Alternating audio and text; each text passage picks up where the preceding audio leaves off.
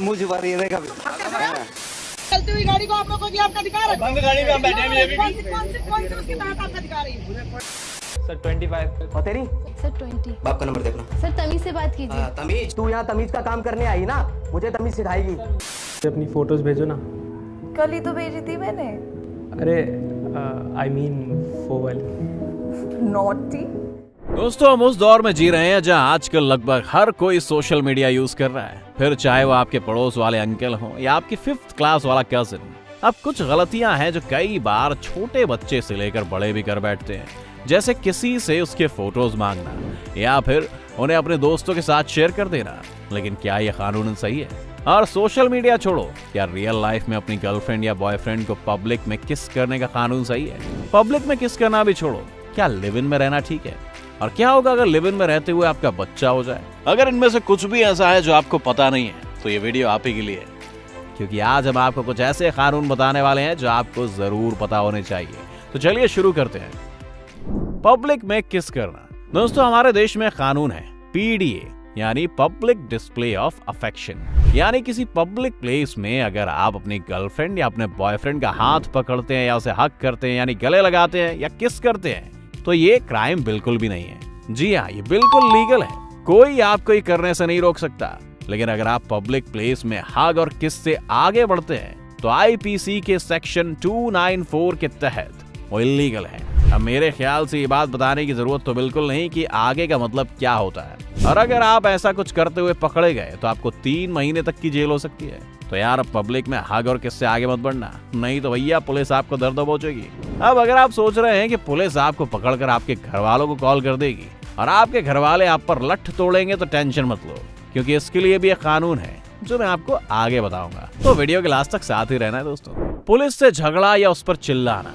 आप मान लेते हैं कि आपको पुलिस पकड़ लेती है, मतलब हम ये नहीं बोल रहे हैं कि आपकी गर्लफ्रेंड के साथ पकड़ लेती है, मतलब किसी भी वजह से, जैसे चालान काटने के लिए या मास्क ना पहनने के लिए, और आप पुलिस वाले पर ही चिल्लाने लगते हैं, उससे बहस करने लगते हैं। तो दोस्तों, यहाँ मैं आपको सिर्फ इतना कहना चाहूंगा कि गलती से भी ऐसा मत करना, क्योंकि अगर उसे आपका चिल्लाना और उससे बहस करना पसंद नहीं आया, तो वह आपको IPC के सेक्शन 353 के तहत अरेस्ट कर सकता है और आपके खिलाफ आरोप ये तय होगा कि आपने उसे उसका काम सही से करने नहीं दिया। मैं समझता हूँ कि पुलिस वाले कई बार सीधे मुंह से बात नहीं करते हैं, फिर भी यार उनसे फालतू पंगा मत लो और अच्छे से बात करो, वो भी इंसान ही है, हमें समझ जाएंगे। क्योंकि ऐसा नहीं कि ये सिर्फ गैर कानूनी है, बल्कि गैर जमानती अपराध भी है। तो भाई, थोड़ा आराम से काम लेना। Live in relationship.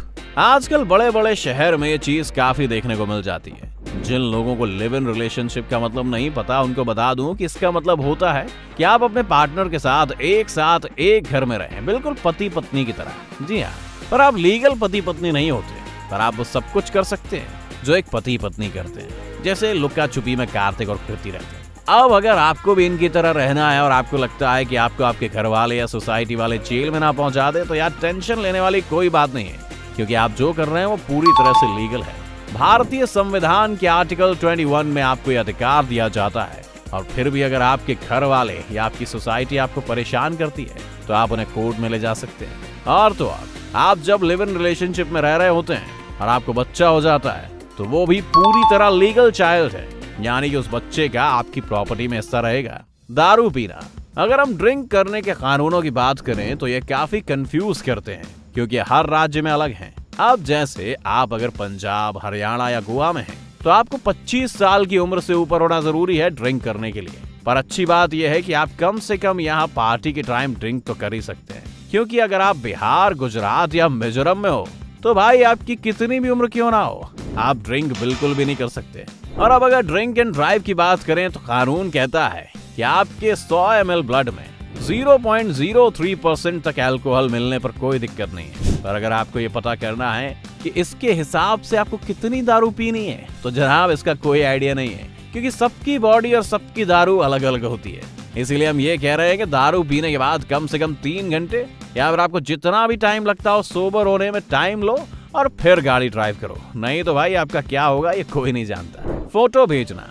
जब से सोशल मीडिया का जमाना आया है, तब से ये लॉन्ग डिस्टेंस वाला फंडा जोरों पर है। कई बार लॉन्ग डिस्टेंस में लॉन्ग चैट भी होती है, और फिर जब सीन ज्यादा ही सेंसुअल हो जाता है तो कई बार फोटोज एक्सचेंज का भी नंबर आ जाता है। यहाँ तक तो कोई दिक्कत नहीं है, पर अगर किसी ने आपके साथ अपनी न्यूड या फिर सेमी न्यूड फोटो शेयर की हैं और आप उसकी फोटोज या वीडियो बिना उसकी मर्जी के सोशल मीडिया या किसी भी ऑनलाइन साइट पर डाल देते हैं या फिर आपके साथ कोई ऐसा करता है तो वो क्राइम है। आईटी एक्ट के सेक्शन 67 और 67A के तहत ऐसा करने वालों को 3 साल तक की जेल हो सकती है। Right to privacy.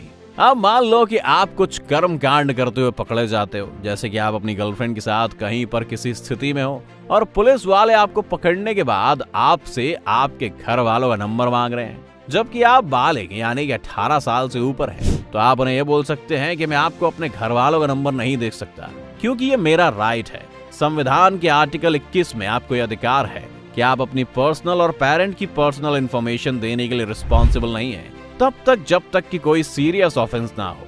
तो अगली बार जब कोई पुलिस वाला बोले कि वालिद जो है अब्बा तुम्हारे, उनसे बात कराओ, तो आप उनसे कह सकते हैं कि सर मेरे पास राइट है कि मैं अपने पेरेंट्स की इंफॉर्मेशन आपको ना बताऊं। ऑफिस की छुट्टियां।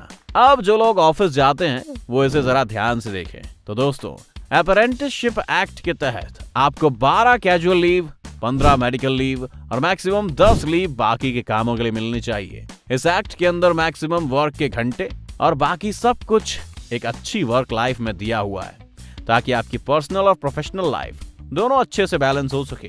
और अगर कोई भी कंपनी आपको इससे कम लीव देती है या फिर इसके लिए आपकी सैलरी से पैसे काटती है तो आप उसे लीगली चैलेंज कर सकते हैं। तो दोस्तों, अब आप बताओ कि आपको क्या लगता है कि ये रूल आपको सच में पता होना चाहिए था या नहीं, और आपको इनमें से कौन से रूल्स पहले से ही पता थे? हमें कमेंट करके जरूर बताएं। और आपको अगर कुछ और रूल्स पता हैं जो सबको पता होने चाहिए तो यार जल्दी से बता दो। अगर वीडियो पसंद आई हो तो इसे लाइक और शेयर कर दो, और अगर आप चैनल पर नए हैं तो इसे सब्सक्राइब करना मत भूलना।